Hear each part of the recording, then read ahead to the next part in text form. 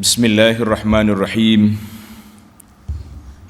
Alhamdulillahi rabbil alamin, wassalatu wassalamu ala rasuli rabbil alamin, nabiyyina wa habibina wa qudwatina Muhammad ibn Abdillah wa ala alihi wa sahbihi wa man walah, amma ba'du. Alhamdulillah, kita syukur kepada Allah Azza wa Jalla kerana dapat meneruskan pengajian kita dalam tafsir ringkas, tafsir al-mukhtasar, dan juga kita pilih ayat untuk kita tadabbur. Mudah-mudahan dapat meningkatkan keimanan kita, ketakwaan kita kepada Allah Azza wa Jalla dengan kita menghayati, memahami ayat-ayat yang Allah Ta'ala turunkan untuk kita faham. Liyadabbaru ayatihi, supaya kamu tadabbur, perhati kepada ayat-ayatnya. Kita teruskan dengan kisah yang ketujuh dalam surah ini, kisah yang terakhir. Cerita dia pun tidak panjang, pendek saja, iaitu bermula dari ayat 96 surah Hud. Surah Hud ayat 96, juzuk yang ke-12, surah yang ke-11. Bagi jemaah yang ikut dengan tafsir pimpinan, muka surat 428.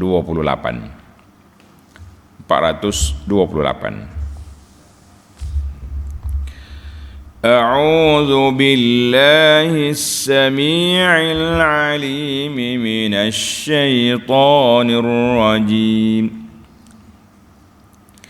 وَلَقَدْ أَرْسَلْنَا مُوسَى بِآيَاتِنَا وَسُلْطَانٍ مُبِينٍ إِلَى فِرْعَوْنَ وَمَلَئِهِ فَاتَّبَعُوا أَمْرَ فِرْعَوْنَ وَمَا أَمْرُ فِرْعَوْنَ بِرَشِيدٍ يَقْدُمُ قَوْمَهُ يَوْمَ الْقِيَامَةِ فَأَوْرَدَهُمُ النَّارُ وَبِئْسَ الْوِرْدُ الْمَوْرُودُ وَأُتْبِعُوا فِي هَذِهِ لَعْنَةً وَيَوْمَ الْقِيَامَةِ بِئْسَ الرِّفْدُ الْمَرْفُودُ.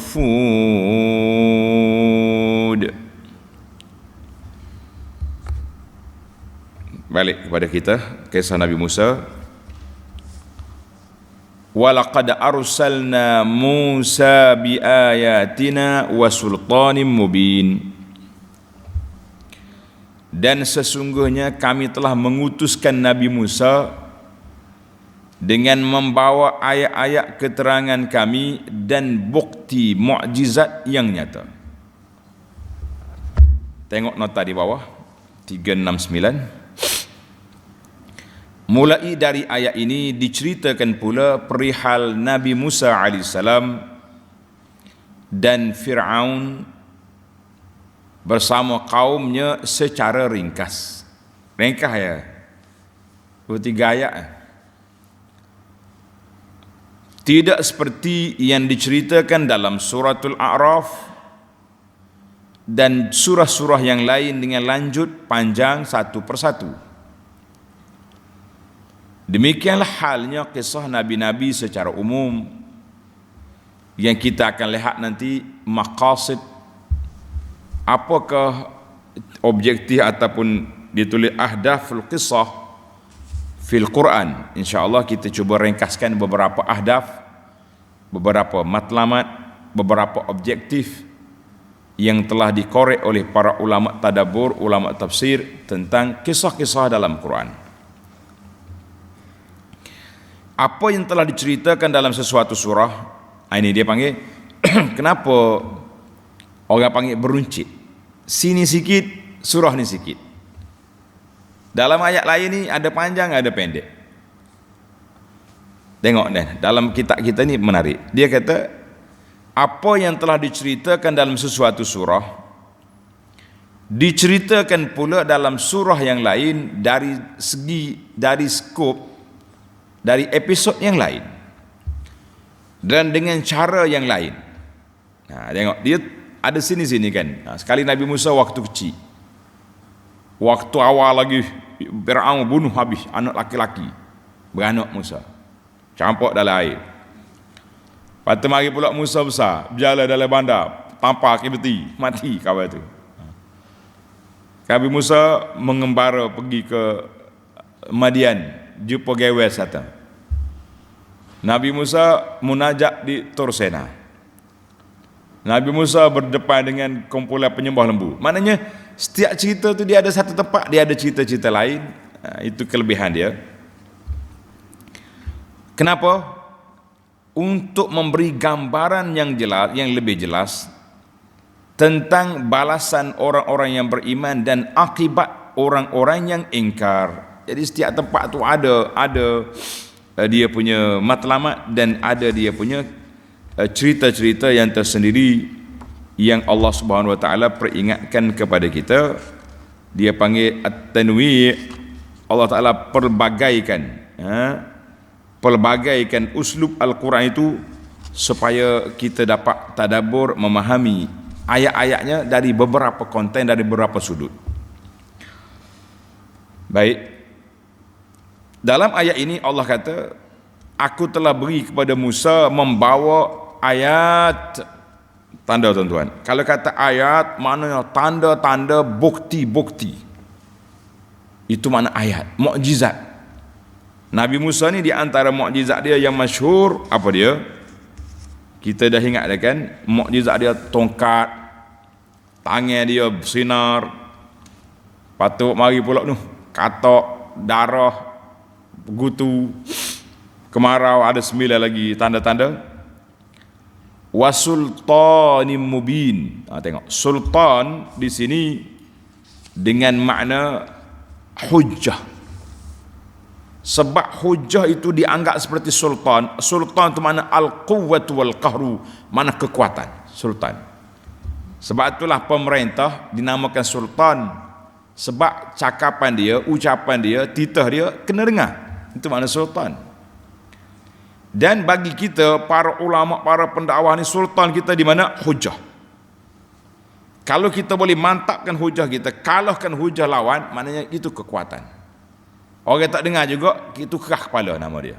Dia ada satu mazhab lagi, satu hujjah, satu lagi kerah kepala.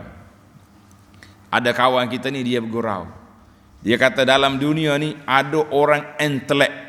Intelek ni makna orang cerdik, orang hebat, intelek, profesor, ahli-ahli fikir, itu dia panggil intelek.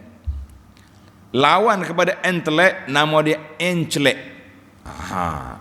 Kalau dia tak setuju dengan kita, celek mata. Dia tak kerti nak berlawan. Kita bagi hujah, dia tak boleh lawan, tapi celek mata. Bahasa tu bahasa ni. Itu dia panggil encelek nama dia. Jadi intelek lawan dia encelek. Celek mata. Ni hak penat. Hak ni tak boleh nak kira apa dah ni, main encelek ni.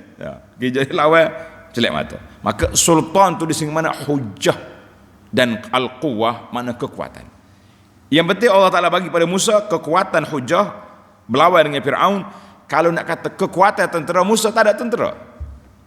Pasal tu Fir'aun pandai lekeh dia. La shirzimatun qalilun. Alah Musa berapa kerak yang ada. Fir'aun pandai lekeh.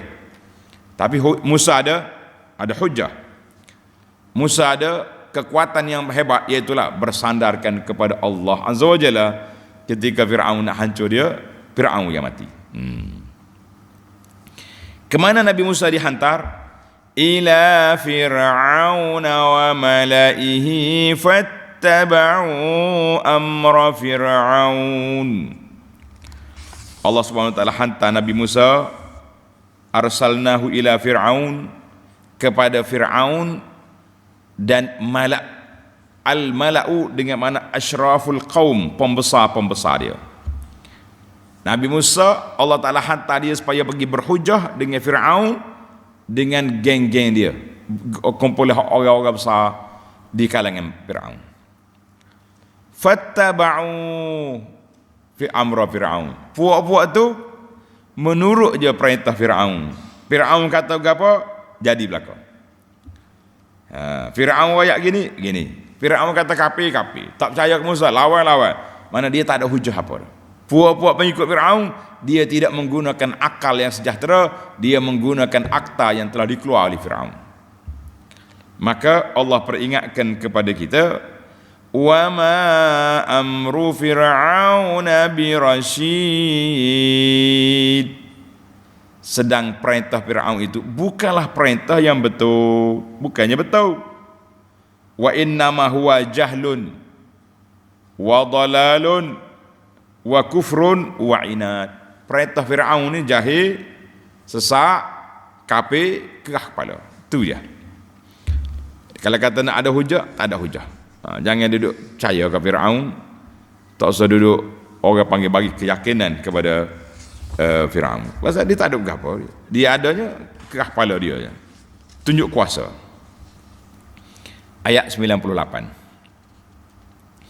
Yaqdumu qawmahu yawmal qiyamati fa'awradahumun nar.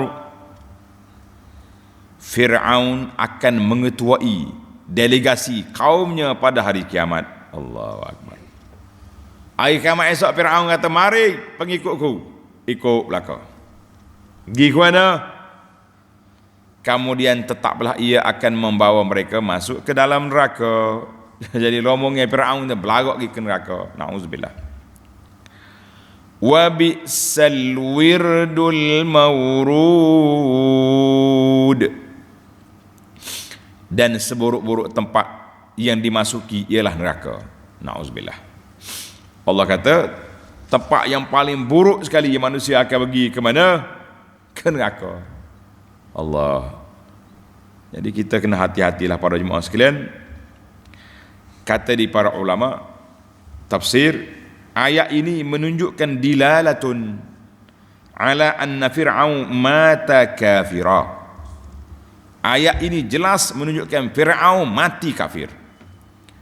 Ini ada setengah ni penulis-penulis buku. Dia ambil ayat hak Fir'aun ngaku beriman lepas dia tenggelam, dia kata Fir'aun Islam. Nya panggil Firaun radhiyallahu anhu dia. Benar kita. Firaun kafir. Dalam ayat Quran ni jelas. Sebab tu Tuhan kata maklum Firaun ni akan berjujuk berderet pergi ke mana? Pergi ke neraka. Ayat ini menunjukkan Allah Taala cerita Firaun membawa delegasi kumpulan-kumpulan dia pergi ke neraka. Tak kiralah Firaun duduk depan ke duduk belakang, yang penting dia bawa geng dia ni pergi ke mana? Pergi ke neraka. Dialah yang paling awal masuk, wal'iyazubillah. Maka kita para jemaah sekalian berhati-hatilah. Jangan duduk berani.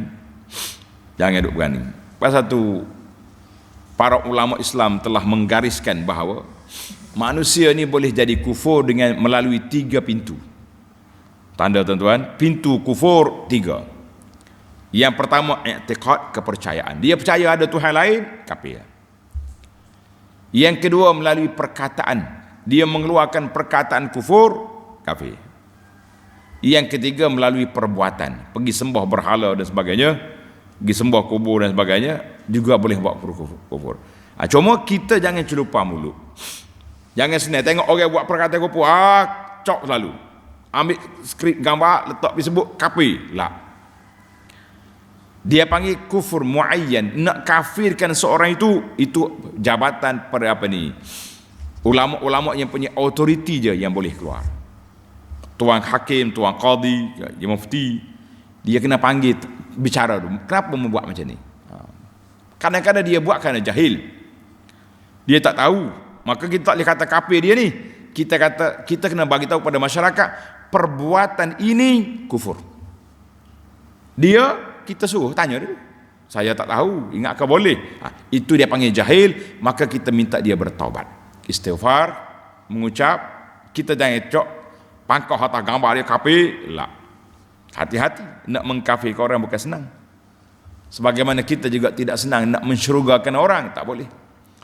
Kita kata ini mudah-mudahan perbuatan ini ahli syurga, insya-Allah. Tak apa.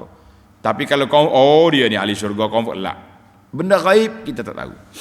Tapi Tugas kita pendakwah mesti menyatakan kepada masyarakat batas-batas kufur dan iman.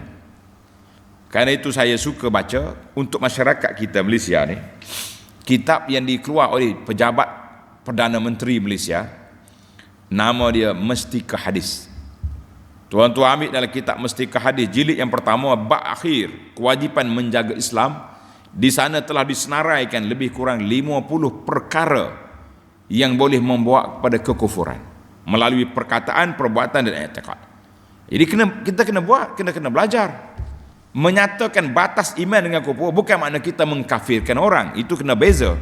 Mengkafirkan orang ni kita colik atas dai dia ni kafir, itu mengkafirkan orang. Tapi menyatakan batas iman dan kufur itu kerja pendakwah. Kalau tidak orang tak tahu. Pasal telah timbul isu, kenapa pergi sujud pada benda ni? Saya tak tahu. Ingatkan budaya ini, ingatkan adab, tapi ada budaya yang tak boleh kita buat. Sebagai seorang Muslim, kita kena ada prinsip. Macam bagi hujung-hujung tahun ni, pakat duduk Krismas belaka, kita kena ada batas iman dengan kufur. Adakah kita nak mengiktiraf perkataan puak-puak Kristian kepada Isa anak Tuhan? Itu pun kena belajar.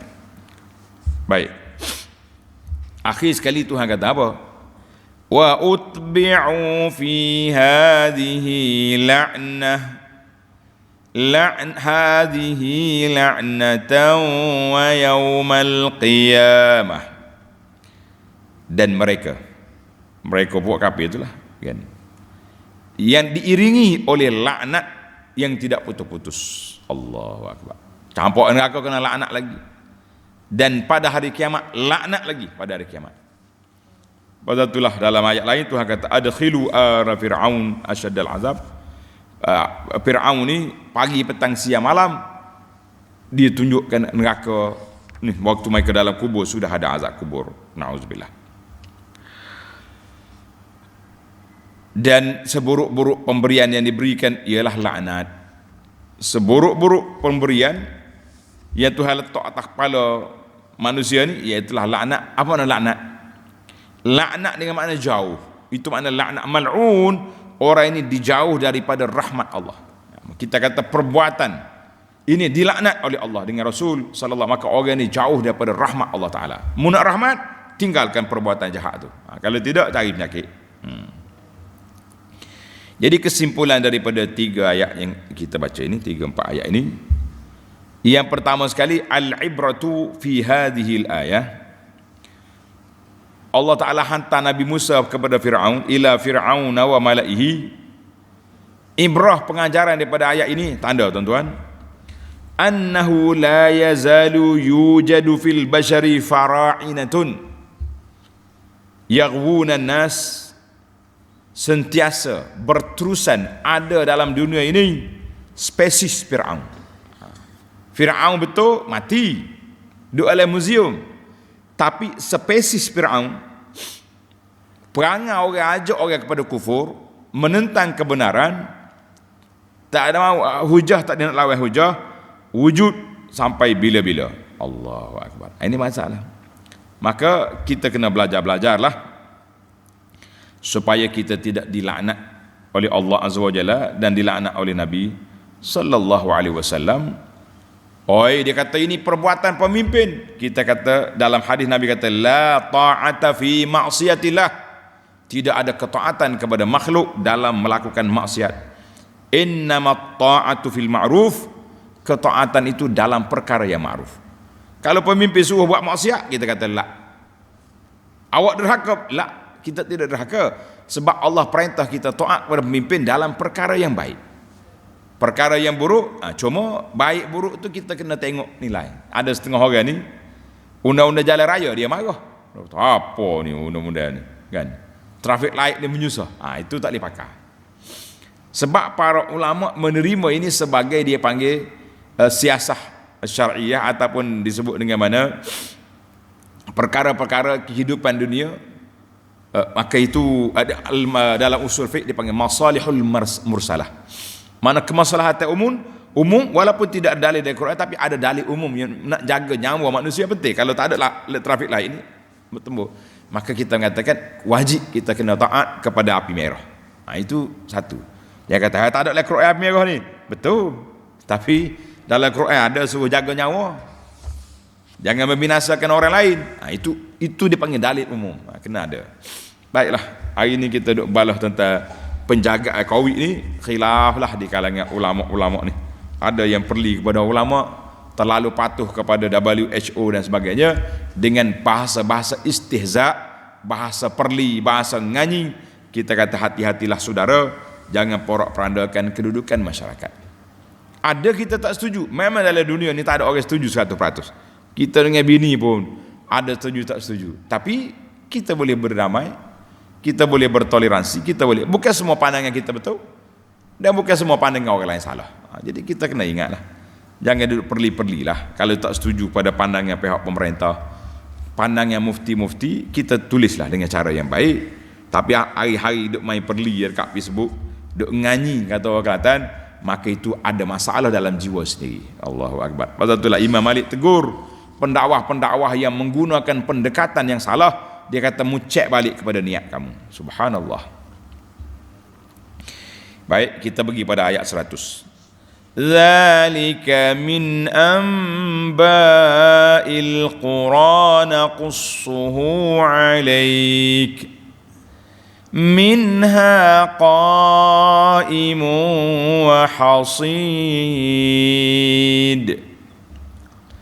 Yang demikian ialah sebahagian dari khabar berita penduduk negeri-negeri yang telah dibinasakan.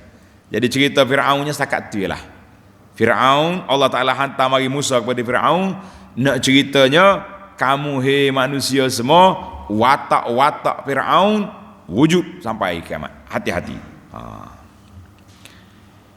Demikianlah sebahagian dari khabar berita penduduk negeri-negeri yang telah dibinasakan.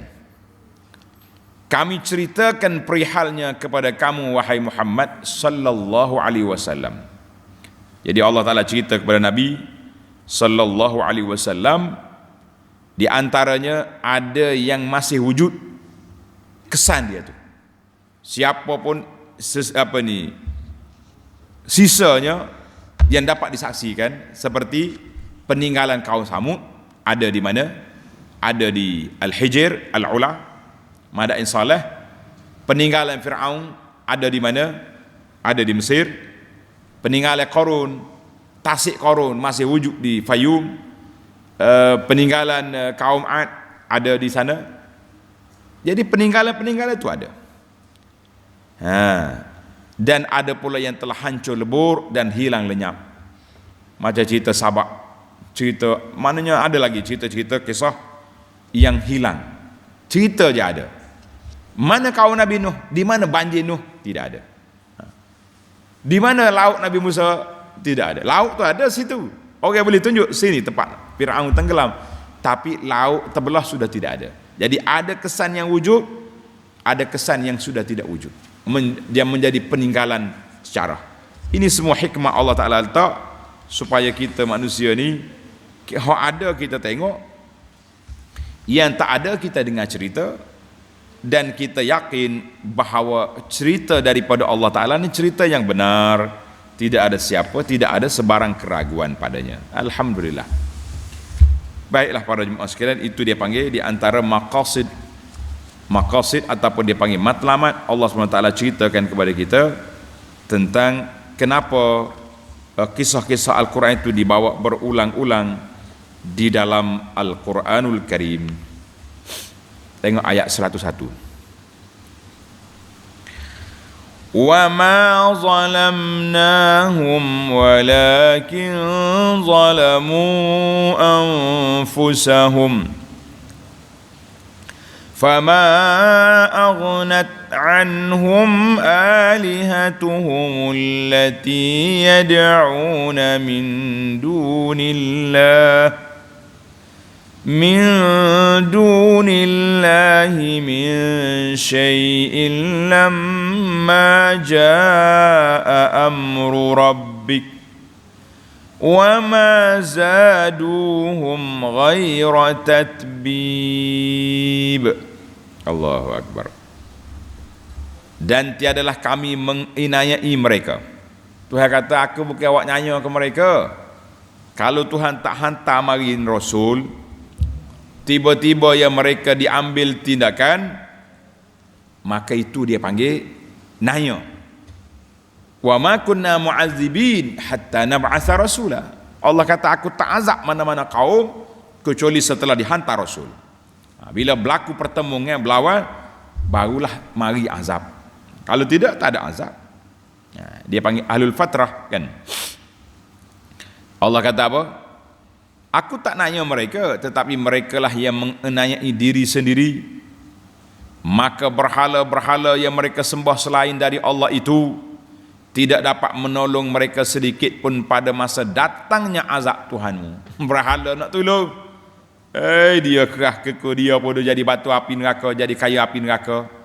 Macam mana mau tolong? Macam mana mau tolong?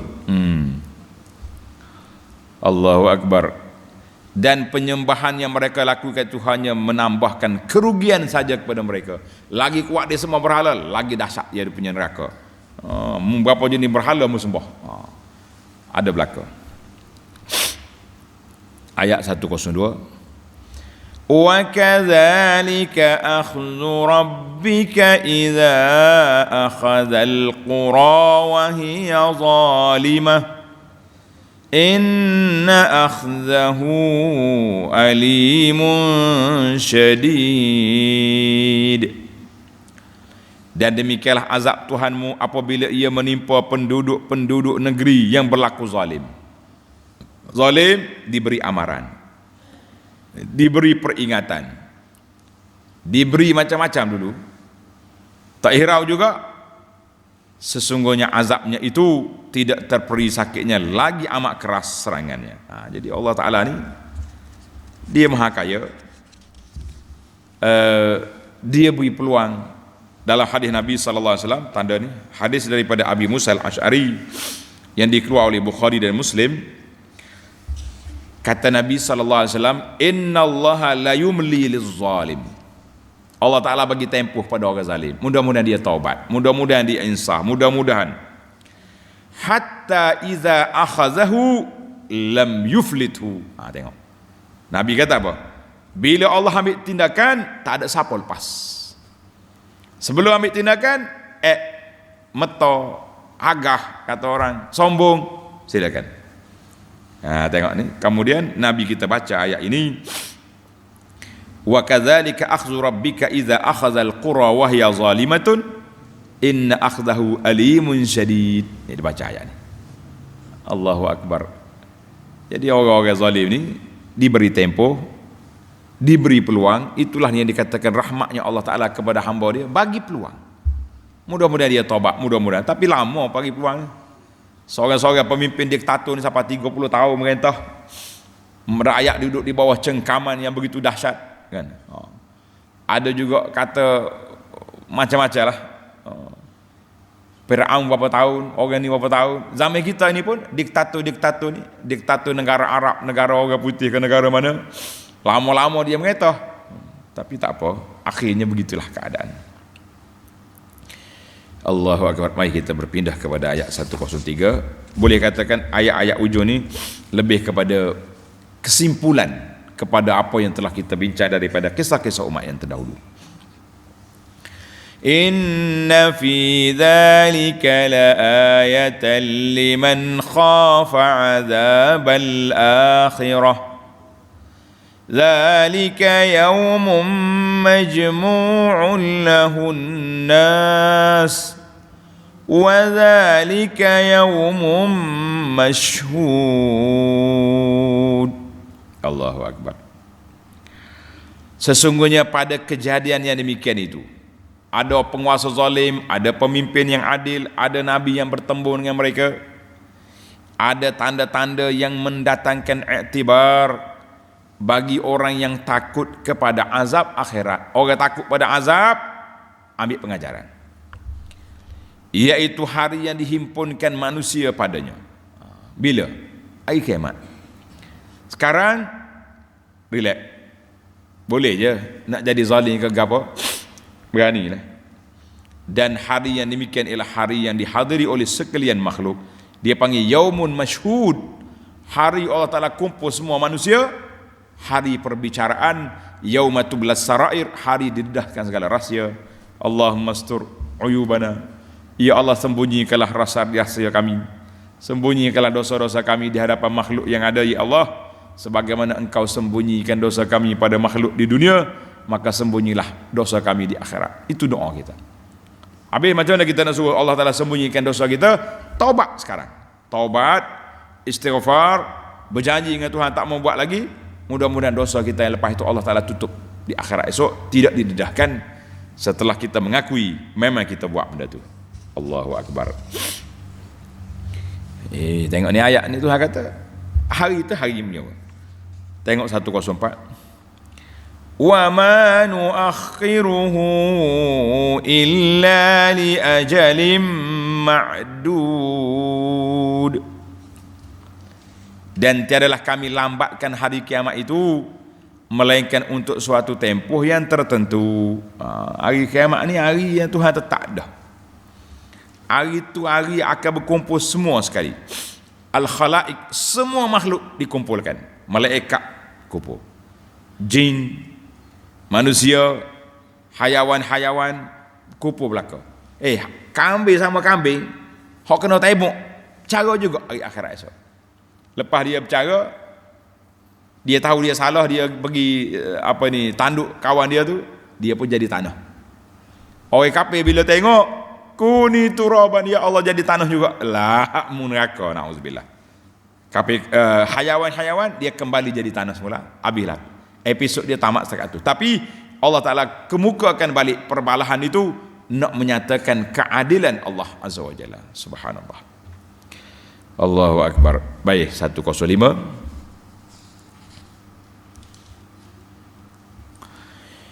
Yauma ya'ti la takallamu nafsun illa biiznih faminhum syaqiyyun wa sa'id. Allahu Akbar. Dan pada masa datangnya hari kiamat itu, hari kiamat, tiadalah seorang pun dapat berkata-kata untuk membela diri atau memohon pertolongan. Hari itu Tuhan tak bagi dah bercakap. Manusia, makhluk, bawa bercakap. Mulut telah disir, mulut telah dikunci, tepek mulut. Al-yawma nakhtimu ala afwahihim, hari ini kita kunci mulut manusia, tak boleh bercakap. Kalau bercakap dia nak menipu lagi di akhirat. Allahu Akbar. Maka Allah Ta'ala tutup mulut dia. Yauma ya'ti la takallamu nafsun, hari itu tak ada siapa boleh bercakap illa biiznihi, kecuali dengan izin Allah Ta'ala. Ada orang yang boleh bercakap, melainkan dengan izin Allah. Maka dengan izin Allah Ta'ala siapa? Tengok. Wa an Abi Hurairah radhiyallahu anhu fi hadis syafa'ati at-tawil. Dalam hadis syafaat yang panjang yang diriwayat oleh Abu Hurairah, telah dikeluar oleh Bukhari dan Muslim, Nabi kata, wala yatakallamu yauma idzin illa rusul. Tidak ada orang yang boleh bercakap pada hari itu kecuali rasul-rasul alaihi wassalatu wassalam. Wa da'wa rusul yauma idzin, doa rasul-rasul pada hari itu, Allahumma sallim sallim, Allahumma sallim sallim, ya Allah selamatkanlah, ya Allah selamatkanlah. Tu je cakapan Nabi. Tak cakap banyak juga. Hak lain senyap kote. Orang Kelantan kata senyap kote, maknanya sunyi, tak boleh cakap. Terlalu panik, terlalu takut dengan suasana yang berlaku, tak nak cakap. Allahu Akbar. Jadi yang bercakapnya nabi-nabi, Allahumma rabbi salim salim. Ada setengah tuan syekh kita ni, dia kata kalau kita takut, kita tengah bawa kereta, contohnya mari hujan lebat ni musim kita ni, elok juga kita guna doa ni, Allahumma rabbi salim salim, ya Allah Tuhan aku selamatkanlah, selamatkan. Tak usah duduk cakap banyak ni, air naik dah, duduk mai kabur di kerja lah. Kita guna bahasa doa, Allahumma rabbi salim salim, ya Allah selamatkanlah, ya Allah selamatkanlah. Bila lepas kita melintasi kawasan bahaya, kita kata alhamdulillah, selagi puji bagi Allah Ta'ala yang telah menyelamatkan aku. Itu kerja orang mukmin. Allah. Jadi orang yang boleh cakap ni siapa? Nabi-nabi, Rasul-Rasul alaihi wassalatu wassalam, diberi keizinan. faminhum syaqiyyun wa sa'id. Maka di antara mereka ada yang celaka, na'udzubillah, orang kafir, orang ahli maksiat, habis. Dan ada pula yang berbahagia, ashabul yamin, orang yang menerima surat tangan kanan, orang yang beriman, gembiralah mereka pada hari yang dijanjikan oleh Allah Azza wa Jalla itu. Baik, kita pergi kepada detail siapa orang yang celaka, na'udzubillah. فَأَمَّا الَّذِينَ شَقُوا فَفِي النَّارِ لَهُمْ فِيهَا زَفِيرٌ وَشَهِيقٌ. Adapun orang-orang yang celaka disebabkan keingkaran dan maksiatnya atas dunia dulu, maksiat, ingkar, kufur, maka dalam nerakalah tempatnya, dan bagi mereka di situ hanyalah suara memekik-mekik dan mendayu-dayu seperti suara dongki. Tapi sakit. Allahu Akbar. Ya Rabbi ya Karim ya Allah, na'udzubillah, kita minta perlindungan Allah Ta'ala daripada terjebak dengan puak ini. Kata belakang, na'udzubillah minan nar, Allahumma ajirna minan nar, Allahumma ajirna minan nar, Allahumma ajirna minan nar. Ya Allah, jauhkan kami, selamatkan kami daripada neraka. InsyaAllah. Nabi kata siapa dia minta berlindung 3 kali, neraka bagi tahu pada Allah Ta'ala, ya Rabbi dia tak mau aku. Tuhan kata jangan ambil dia. Tapi jangan mulut dia kata perbuatan neraka tak jadi. Kita kata mulut doa, kita tinggalkan perbuatan yang tidak baik. Allahu Akbar.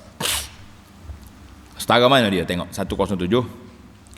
Khalidina fiha ma damatis samawati wal ard illa ma syaa rabbuk inna rabbaka fa'alun lima yurid. Mereka kekal dalamnya selagi ada langit dan bumi. Tengok ni, kekal dalam neraka selagi ada langit dengan bumi.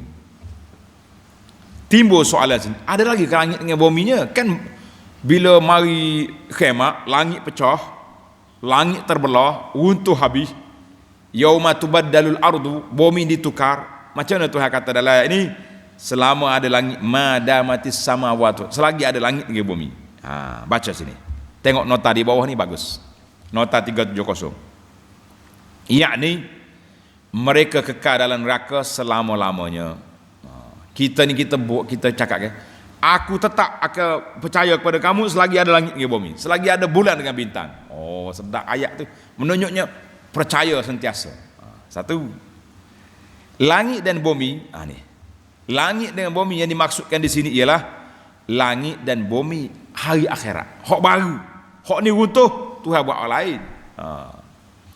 Kerana langit dan bumi seperti yang sebut, yang ada sekarang ni tidak kekal, runtuh dia, pecah. Bahkan akan diganti dengan langit dan bumi yang lain, seperti yang disebut dalam ayat 48 surah Ibrahim. Panjang dalam tafsir kita ni, ulama tafsir bahas langit mana, bumi mana. Jadi jawapan dalam nota tafsir pimpinan memberi jawapan. Alhamdulillah. Kalau tidak kita kena syarah panjang. Baik. Illa ma syaa rabbuk. Tuhan kata kecuali apa yang dia kehendaki oleh Tuhanmu. Apa dia maksud dia? Tengok nota di bawah. Yakni kecuali sebarang perubahan yang dikehendaki oleh Allah, maka tetaplah ia akan berlaku. Jadi Allah SWT ni, dia nak apa dia? Illa ma syaa rabbuka, di antara kehendak Allah Ta'ala akan mengeluarkan orang-orang yang beriman. Dia panggil usatul muwahhidin, orang derhaka tapi dia mukmin. Dia ahli tauhid tapi dia maksiat. Maka orang ni akan keluar daripada neraka pergi ke syurga.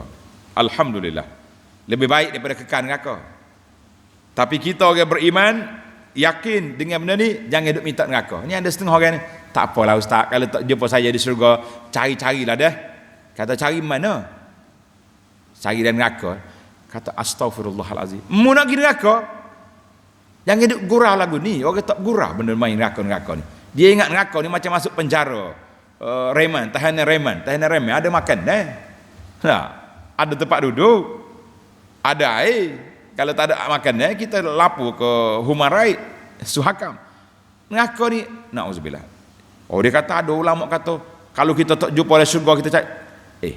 Memang ada, tapi jangan kita duk pesan kawan kita, suruh cari dia neraka. Mana seolah-olah macam kita tu nak pergi neraka. Jangan.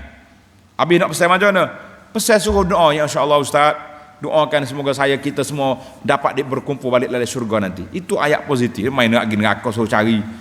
Sedap cakap. Jangan main.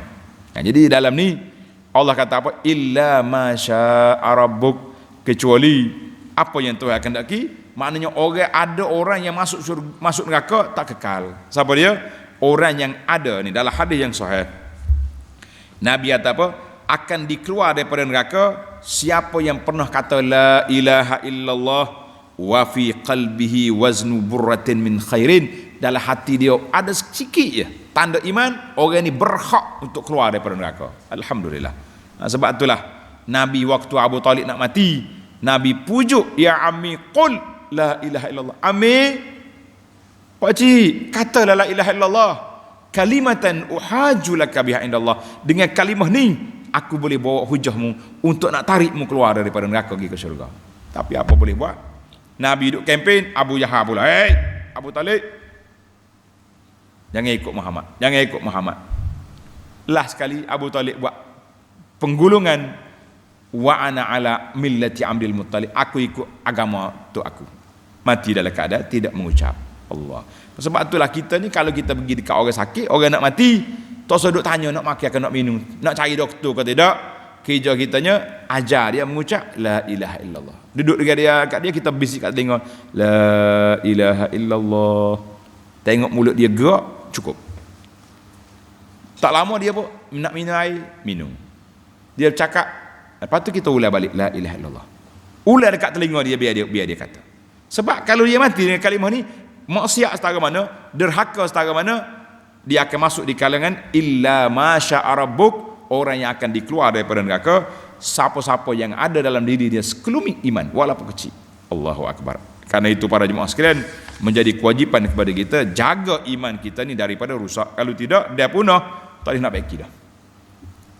Baiklah, kita akhiri siri ini dengan ayat 108, kumpulan yang baik. Wa ammal ladzina su'idu fa fil jannati khalidina